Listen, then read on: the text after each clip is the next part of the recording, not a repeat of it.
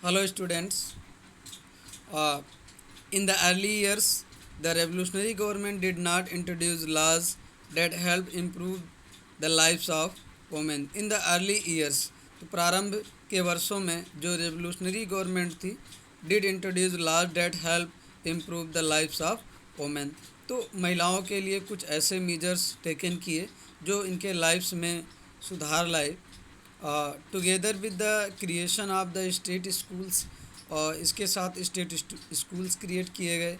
Schooling was made compulsory for all girls, सभी महिलाओं के लिए शिक्षा अनिवार्य किया गया।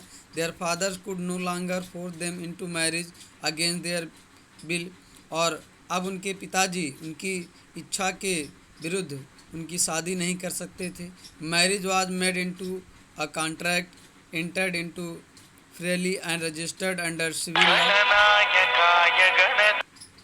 मैरिज एक कॉन्ट्रैक्ट के रूप में हो गई and entered into freely and registered under civil law, और सिविल लॉ के अंतर्गत इसका रजिस्ट्रेशन भी कराना अनिवार्य हो गया। डाइवर्स वाज मेड लीगल, तो तलाक भी लीगल हो गया था। And could be applied for by both women and man, तो महिला पुरुष दोनों के द्वारा तलाक अप्लाई किया जा सकता था। Women could now train for job, महिलाओं को जॉब ट्रेनिंग मिल सकती थी। कुड बिकम आर्टिस्ट, वो आर्टिस्ट बन सकती थी। आर रन स्मॉल बिजनेसेस, या छोटे मोटे बिजनेस भी कर सकती थी। Women's struggle for equal political rights, महिलाओं का संघर्ष समान राजनीतिक अधिकार के लिए हाउएवर कंटिन्यूड, अभी भी ये जंग जारी रही।